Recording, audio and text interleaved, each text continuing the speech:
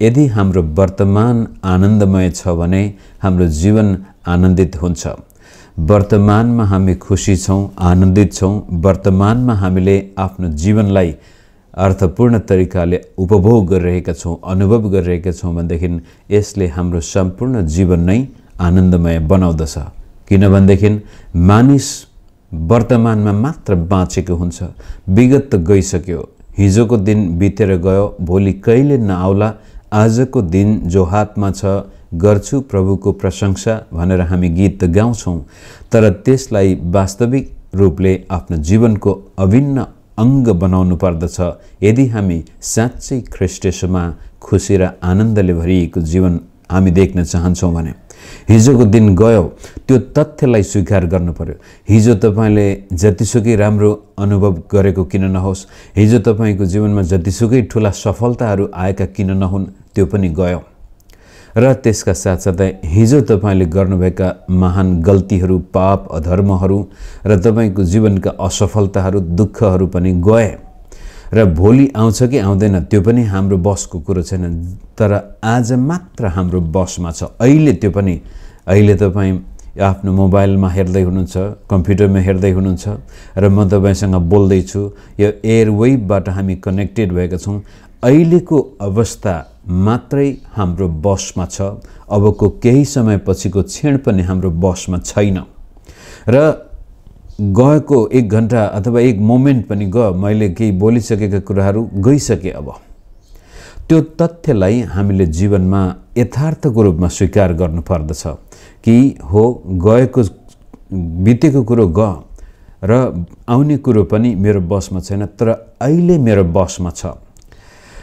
त यदि हामी वर्तमान अवस्थामा आनन्दित हुन सक्छौं, वर्तमान अवस्थामा खुशी हुन सक्छौं, वर्तमान अवस्थामा पवित्र जीवन बिताउन सक्छौं, वर्तमान अवस्थामा सन्तुष्ट छौं, अहिले मलाई आनन्द छ, अहिले म खुसी छु भनेदेखि यो अहिलेलाई अब एक्सटेन्ड गर्दै जाने हो। एक मोमेन्ट जब जब जीवनमा प्रत्येक पल पल मेरो जीवनमा आउँदछ, त्यो पल पलमा म चेतनशील व्यक्ति भएर अर्धचेतनामा नभएर चेतनामा म बाँच्न थाल्छु। हो, मेरो अहिलेको क्षण हातमा छ, त्यसकारण अहिलेको क्षणमा म पवित्र जीवन बिताउँदछु।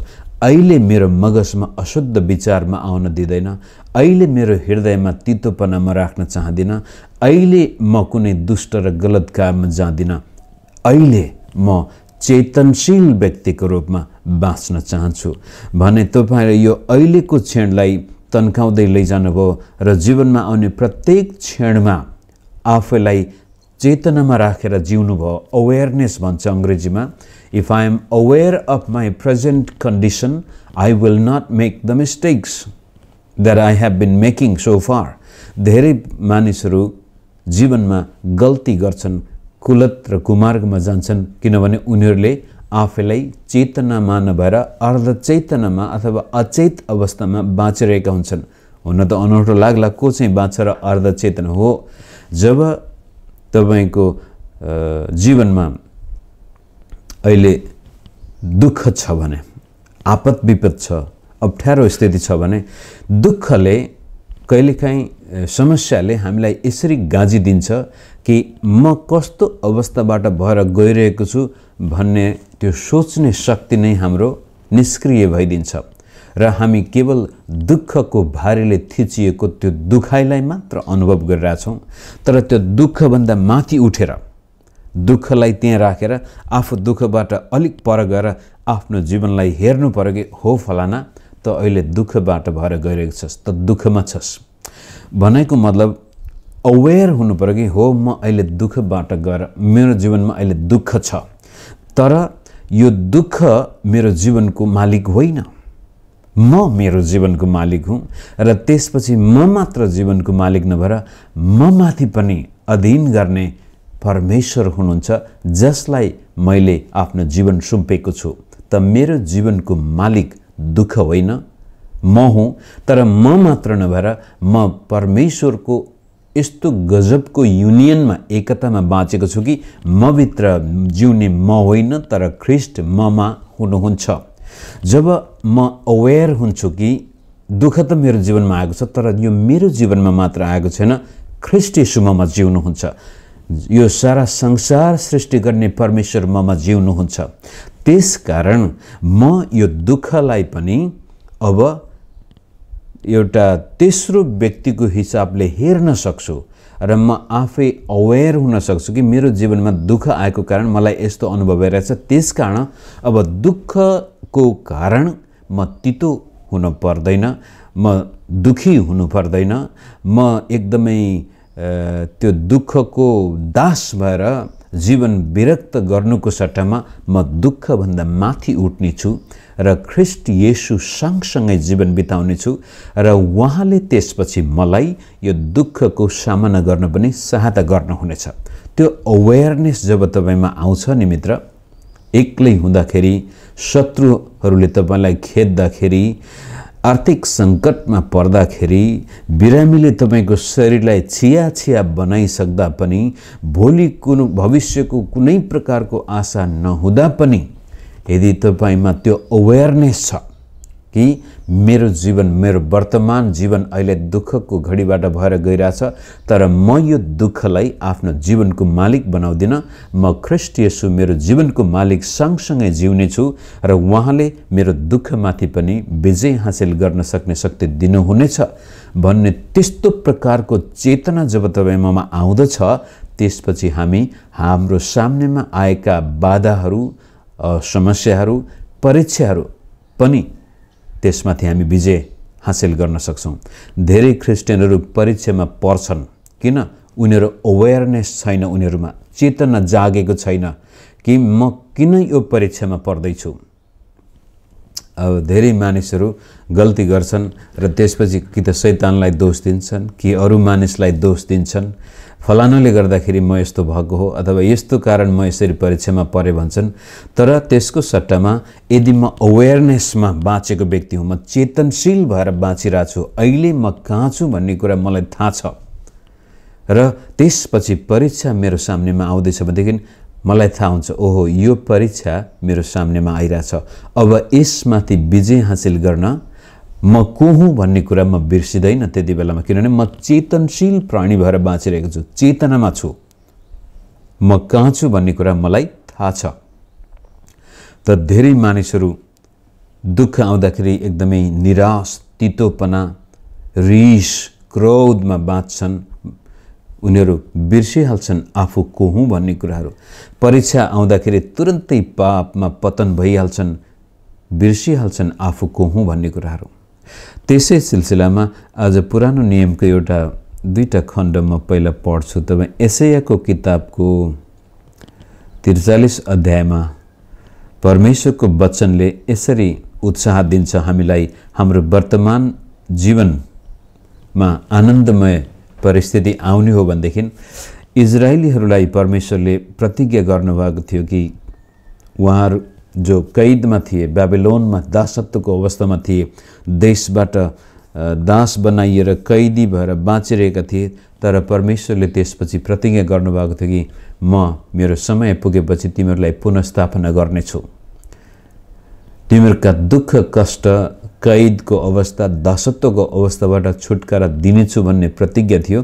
त्यसै प्रतिज्ञाको सेरोफेरोमा यशाया 43 अध्यायको 18 र 19 पद म पढेर सुनाउन चाहन्छु। यो प्रभुले इजरायलीहरूलाई रेस्टोरेसनको प्रतिज्ञा गरेको बेलामा बताएको वचन यसरी छ, बितेका कुराहरूलाई भुल र उहिलेका कुराहरूलाई विचार नगर, हेर म एउटा नयाँ कुरो गर्दैछु, त्यो अब हुन आउँछ, के तिमीहरू त्यो देख्दैनौ? म मरुभूमिमा एउटा बाटो र रुखो जमिनमा खोलाहरू बनाउँदैछु, हेर म एउटा नयाँ कुरो गर्दैछु, त्यो अब हुन आउँछ, त्यसकारण बितेका कुराहरूलाई बिर्स, उहिलेका कुराहरूलाई विचार नगर। धेरै पटक हामी वर्तमान समयमा आनन्दमा जिउन सक्दैनौँ, किनभनेदेखि हामीले हाम्रो विगतलाई बिर्सेका हुँदैनौँ। विगतको दोषले कतिपटक हामीलाई थिचिरहेको हुन्छ। विगतमा गरेका पाप र गल्तीको कारण हामीमा एक किसिमको त्यो जुन प्रकारको फुल्नु पर्ने थियो, फल्नु पर्ने थियो, त्यो अवस्था आउँदैन, ओइलिरहेको हुन्छ। हुन त भन्न सक्छौँ हामी, प्रभु येशूले मेरा सारा पाप क्षमा गरिसक्नु भएको छ, तर यता पछाडिपट्टि हाम्रो मगजमा बचपनदेखि भएका तिता अनुभव विशेष गरी त्यो पछुतो लागिरहेको हुन सक्छ। हाम्रो अगाडिको मगजले बिर्सेको जस्तो होला, तरै पनि हाम्रो त्यो जीवन जिउने शैली, त्यो रिमोट कन्ट्रोल चाहिँ हाम्रो दिमागको पछाडिपट्टिको अर्धचेतनामा बसिरहेको हुन्छ। यदि तपाईले बचपनमा कुनै ठुलो गल्ती गर्नुभएको थियो, जवानी अवस्थामा कुनै गल्ती गर्नुभएको थियो, अथवा हिजो अस्ति मात्रै पनि तपाईले ठुलो गल्ती गर्नुभयो भने त्यो गल्तीले तपाईको मगजलाई आफ्नो बसमा पारेको हुन्छ। विगतलाई हामीले जबसम्म बिर्सन सक्दैनौं नि मित्र, बिर्सन भन्न पनि यस्तो किसिमले बिर्सनु पर्ने हुन्छ कि त्यो गल्ती हो, मैले गल्ती गरेको छु, मैले पाप गरेको छु, म अधर्ममा फसेको थिएँ, तर त्यो अब त्यसको लागि म केही पनि गर्न सक्दैन, केवल ख्रीष्ट येशू कहाँ गएर भन्न मात्र सक्छु, हेर्नुहोस् परमेश्वर, म यस्तो दुष्ट मानिस थिएँ, मैले यति ठुलो अपराध गरेको थिएँ, तर तपाईले मेरा सारा अपराधहरू आफूले लिनुभयो र मलाई स्वतन्त्र जीवन दिनुभएको छ, म त्यो स्वीकार गर्दछु भनेर भन्नुभयो। त्यो एउटा आत्मिक पक्ष हो। हृदयमा येशू ख्रीष्टले दिएको मुक्तिलाई स्वीकार गर्नुभयो अनि मुखबाट तपाईले स्वीकार गर्नुभयो, विश्वास गर्नुभयो र तपाईँ अब पाप र अधर्मबाट छुटकारा भएर जीवनमा जानुभयो। तर जीवन जिउने शैलीमा त्यसको असर आउनको लागि अब तपाईको मगजमा पनि परमेश्वरको वचन र आत्माले काम गरेको हुनुपर्छ। त्यसको लागि तपाईले भन्नुपर्ने हुन्छ आफ्नो मगजलाई, ए मगज, अब बिर्से त फलानु समयमा फर्केर नजा, त किन भन्देखि अब त केही पनि गर्न सक्दैनस्, जे भयो 20 वर्ष 30 वर्ष अगाडि जे भयो सिद्धियो, कसले तेरो विरुद्धमा के गरेको थियो, अब फर्केर केही गर्न सक्दैनस्, त्यो तेरो बसमा छैन, त्यो त सिद्धिसक्यो। अब जुन कुरो तेरो बसमा नै छैन त्यसलाई सम्झेर त किन दुखित हुन्छस्, त्यसलाई सम्झेर त किन आज खुसी हुन सक्दैनस्, त्यसलाई छोड्दे भनेर तपाईले आफ्नो मगजलाई तालिम दिनुपर्ने हुन्छ। रोमी 12 अध्यायको 1 पदमा be transform by renewing of your mind भनेर जो वचनले भन्दछ कि तपाईको मगजलाई तपाईले त्यस्तै किसिमले परिवर्तनको बाटोमा डोर्याउनु पर्ने हुन्छ र भन्नुपर्ने हुन्छ कि भुल विगतलाई बिर्सिदे, त्यो कामको छैन, त्यसले तँलाई अहिले बाँच्नबाट बाधा पुर्याउँदैछ, न त त्यसलाई त सुधार्न सक्छस्, न त्यसलाई बनाउन सक्छस्, त्यो त गइसकेको कुरो जसको अस्तित्व नै अब तेरो हातमा छैन, त्यसलाई सम्झेर त किन दुखी हुन्छस्। परमेश्वरले त अर्को ठाउँमा परमेश्वरले हाम्रा पापहरू सम्झिनु पनि हुन्न, बिर्सनु भयो। परमेश्वर स्वयंले बिर्सिसकेको विगतलाई हामीले किन सम्झिने। अब यो तथ्यलाई तपाईँ र मैले आफ्नो दैनिक जीवनको दैनिकी बनाउनु पर्छ। हो, विगत मेरो नराम्रो थियो होला, म आफै बडो दुःख लाग्दो विगतबाट आएको हुँ, मलाई धेरै सङ्घर्ष भएको थियो, तर मेरो विगतलाई शान्तिसँग त्यसको विसर्जन गर्नको लागि मेरो जीवनबाट जब बेला बेला म मेरो विगतलाई, मेरो बचपनलाई सम्झेर आउँदैछ, मानिसले मप्रति गरेका व्यवहारलाई झसँग भएर एक किसिमको कस्तो खालको त्यो बोझ ममा आउँदथ्यो। तर समय आयो, हो विगतमा जे भयो परमेश्वरको योजना अनुसार नै भयो, म जस्तो परिस्थितिमा जन्मिनु पर्ने थियो परमेश्वरको योजनाबाटै भएको हो, म जुन प्रकारको व्यवहारबाट मानिसले म प्रति जुन व्यवहार गरेको छ त्यो पनि मलाई बनाउनको लागि नै हुन आएको रहेछ। त्यसकारण परमेश्वरको नजरमा कुनै पनि कुरो दुर्घटना होइन रहेछ। त मेरो विगतसँग मैले सम्झौता गर्नु पर्यो कि हो विगत, तेरो लागि धन्यवाद, म कस्तो घरमा जन्मेको थिएँ, मेरो जीवनमा कस्तो व्यवहार गर्यो, कहाँ कुन व्यक्तिले मेरो जीवनमा के गरेको थियो, यो सबै प्रति म धन्यवादी भएको हुन सक्ने अवस्था जबसम्म मेरो जीवनमा आएको थिएन तबसम्म ममा एक किसिमको त्यो बोझ र भारी हुन्थ्यो। त कसै अरूले तपाईको जीवन नारकीय बनाएको थियो भनेदेखि तपाईँ र म वर्तमानमा यस्तो स्थितिमा आउन सक्नु पर्यो कि धन्यवाद परमेश्वर, त्यो घटना घट्यो, त्यो व्यक्तिले मेरो जीवनमा यस्तो समस्या ल्यायो, यी सबै कुराहरू मलाई बनाउनको लागि रहेछ। अब त्यसकारण म त्यो विगतलाई सम्झिने बित्तिकै तितो अनुभव गर्नुको सट्टामा म धन्यवादी व्यक्ति बन्दछु विगतको लागि।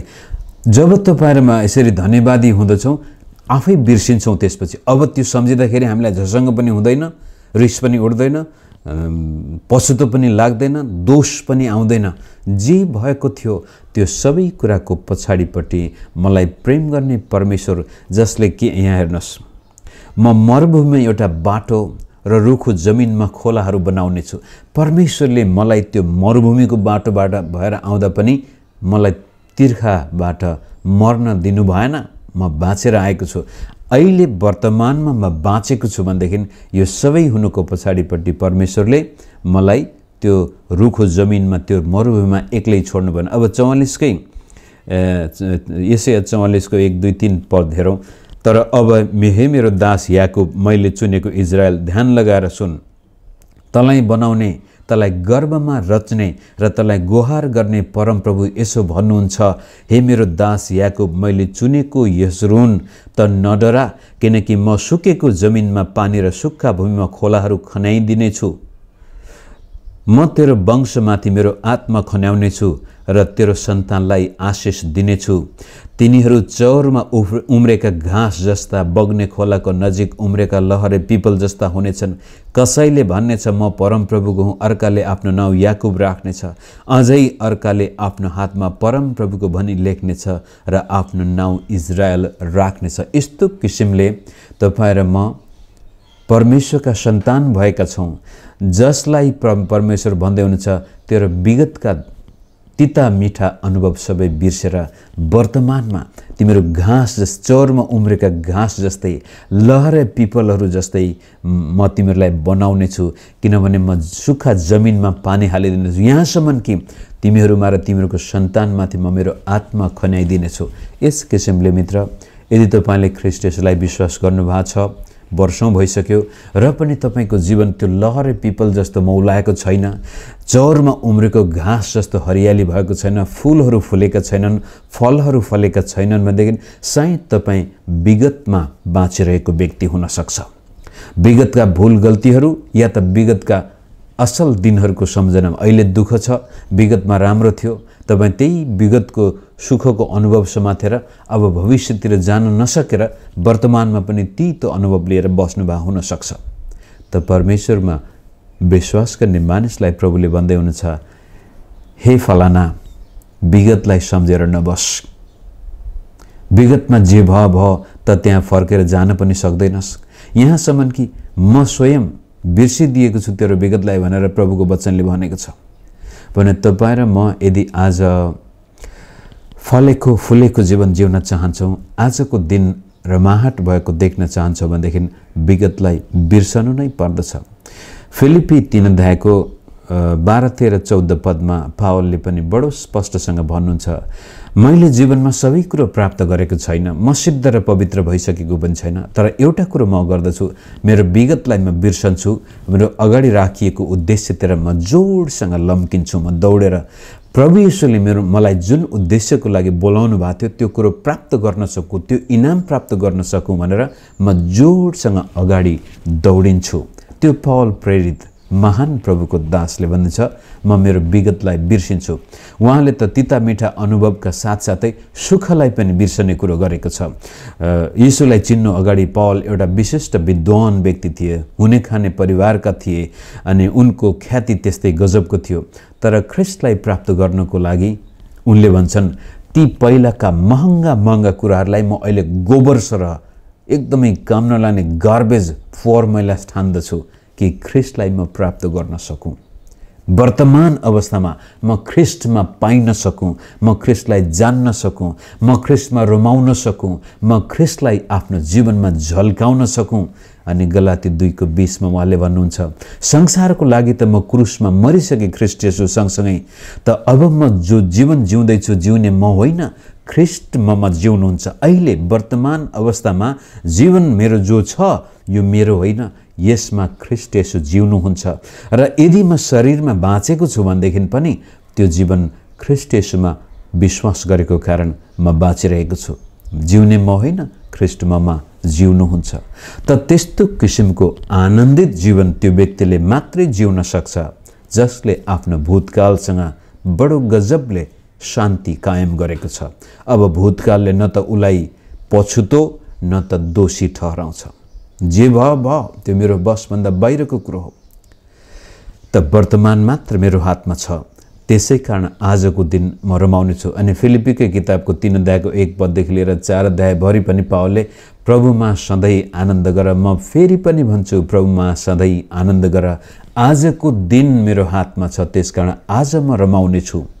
आज मसँग जे छ ती सबै कुराहरूप्रति म धन्यवादी बन्नेछु। यो अटोमेटिक आउँदैन मित्रहरू, यो आफै आउँदैन। तपाईँ र मैले हाम्रो मगजलाई तालिम दिनुपर्दछ र त्यसको लागि हाम्रो चेतना जागेको हुनुपर्दछ। बुझ्नु पर्यो कि म को हुँ, कहाँ छु, म कहाँबाट आएको थिएँ। यदि त्यस्तो किसिमको चेतना हामीमा चेतनशील भएर जीवन बिताउँछौँ भनेदेखि हाम्रो भविष्य आफै सुन्दर हुन्छ। अहिले आज म खुसी छु भने यो मेरो भविष्य हो। हिजोको निम्ति यो भविष्य थियो भने अब भोलि म आनन्दित भएखेरि यो मेरो भूतकाल हुनेछ। त यदि म आज आनन्दित जीवन बिताउँदैछु भनेदेखि मेरो भूतकाल पनि आनन्दित र मेरो भविष्य पनि आनन्दित, जसको कारण यो जीवनभरि नै म आनन्दले भरिएको व्यक्ति बन्नेछु। त्यति भनिसकेपछि अन्तिम एउटा पद म पढ्दछु। भजन सङ्ग्रहको एउटा या 2टा पद पढेर आजको वचनमा भजन सङ्ग्रह 143 को 8 पदलाई हेरौँ। 143 को यो दाउदले गरेको प्रार्थना, माथिबाटै उसले प्रार्थना गर्छ र 8 पदमा यसरी भन्छ आनन्दित जीवन बिताउनको लागि, प्रातकालले तपाईको अचुक कृपाको वचन ल्याओस्, अथवा बिहानीले तपाईको अचुक कृपाको वचन ल्याओस्। प्रत्येक दिन तपाईँ र मेरो जीवनमा परमेश्वरको कृपाको वचन आओस्। बिहान बिस्तराबाट उठ्ने बित्तिकै तपाईको मगजमा परमेश्वरको कृपाको, प्रेमको, अनुग्रहको वचन आओस्। किनकि तपाईँमा नै मैले भरोसा राखेको छु। म किन आज आनन्दित हुन सक्छु? किनभनेदेखि मेरो भरोसा त्यो परमेश्वरमाथि छ, जसले मरुभूमिमा नदीहरू बनाउनुहुनेछ, उजाड स्थानमा सडक बनाउनुहुनेछ, जसले मलाई यो लहरे पिपल जस्तै बनाउनुहुनेछ, जसले मलाई चौरमा उम्रेको घाँस जस्तै, खोलाको किनारमा रोपेको रुख जस्तै, जसको सुन्दरता रहि नै रहनेछ, जसको हरियाली रहि नै रहनेछ। त यहाँ त्यस तपाईँमा नै मैले भरोसा राखेको छु। कुन मार्गमा मैले हिँड्नु पर्ने हो त्यो मलाई सिकाउनुहोस्, किनकि मेरो आत्मा म तपाईँतिर उचाल्दछु। यो तपाईँ र मेरो कर्तव्य हो। प्रत्येक बिहान हामीले आफ्नो आत्मालाई प्रभुतिर उचाल्यौँ, आफ्नो मनलाई प्रभुतिर उचाल्यौँ, आफ्नो दिमागलाई प्रभुको वचनतिर उचाल्यौँ र विश्वास र भरोसाका साथ हामी उहाँ कहाँ आयौँ र भन्यौँ, हे परमेश्वर, मलाई प्रत्येक बिहान तपाईको कृपाको वचन दिनुहोस्। कारण मानिस रोटीले मात्र होइन, तर परमेश्वरको मुखबाट निस्केको प्रत्येक वचनले बाँच्दछ।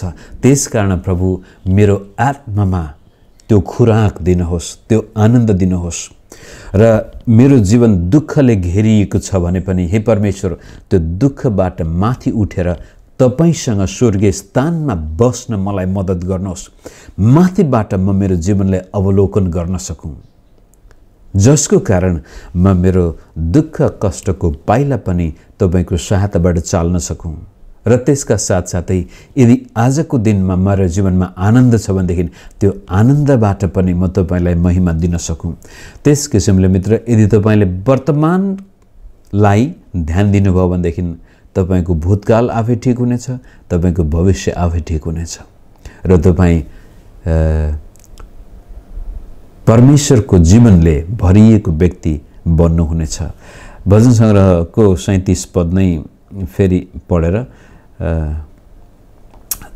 राख्न चाहन्छु। भजन सङ्ग्रह 37 को 4 पदमा यसरी भनेको छ, परमप्रभुमा आनन्दित हौ र उहाँले तिम्रो मनोरथ पूर्ण गर्नुहुनेछ, मनको इच्छा पूर्ण गर्नुहुनेछ। अब हामी कोही पनि भन्न सक्दैनौँ कि म त जीवनमा केही पनि चाहदिनँ भनेर। त्यस्तो जीवन जिउन सके त राम्रो नै हो, तर हामी सबैका चाहनाहरू हुन्छन्, इच्छा आकाङ्क्षाहरू हुन्छन्, आफ्नो लागि, आफ्ना सन्तानको लागि, आफ्ना परिवारको लागि, आमा बाबुको लागि हामी हरेकको चाहनाहरू हुन्छन्।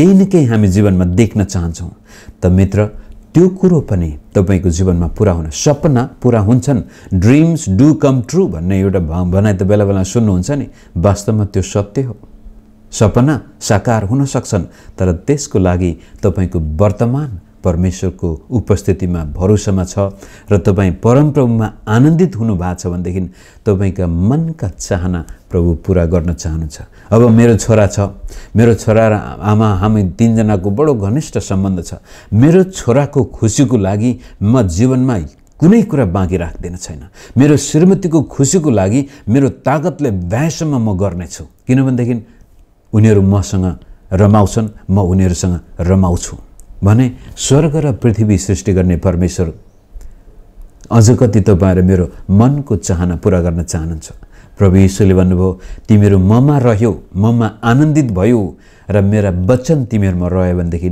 त्यसपछि तिमीहरूलाई जे इच्छा लाग्छ माग त्यो तिमीहरूको निम्ति हुनेछ मनको इच्छा पूरा भएन भने हामी रमाउन सक्दैनौं त्यसैकारण भजन सङ्ग्रह 103 मा पनि परमेश्वरले मेरो मनको इच्छा असल थोकले पूरा गर्नुहुन्छ ताकि मेरो जवानी चिल जस्तै नयाँ गरी ताजा हुन सकोस् त ख्रीष्ट येशूमा विश्वास गर्ने मानिसको वर्तमान अत्यन्त महत्त्वपूर्ण छ र त्यो वर्तमानमा तपाई आनन्दित हुन सक्नुभयो भनेदेखि परमेश्वरले तपाईको मनको इच्छा पूरा गर्नुहुनेछ र तपाईको भविष्य पनि आनन्दित हुनेछ र वर्तमान र भविष्य जब आनन्दित हुन्छ भने जीवनभरि तपाई एउटा आनन्दले भरिएको व्यक्ति हुनुहुनेछ जब तपाई यो पृथ्वीबाट जाने दिन आउनेछ तपाई एकदमै पछुतो बुढेसकाल लाग्यो तपाई 80-90 वर्षको हो अब मर्ने बेला आयो डाक्टरले भन्छ अब तिमी बाँच्दैनौ अब 2-4 महिना मात्रै छ भन्दाखेरि पनि तपाई हो भनेर जीवनमा पछुतोको सट्टा तपाई बडो उत्साहित भएर अब मेरा जाने दिन आयो मेरा छोराछोरी मेरा नातिहरूलाई मैले छोडेर गएको छु म मेरो परमेश्वरलाई भेट्न जानेछु बडो उत्सुकता तपाई आनन्दित भएर मर्नु हुनेछ आनन्दित भएर बाँच्ने व्यक्ति मर्दाखेरि पनि आनन्दित भएर मर्नेछ यति भन्दै आजको मेरो वचन यही राख्छु जय मसीह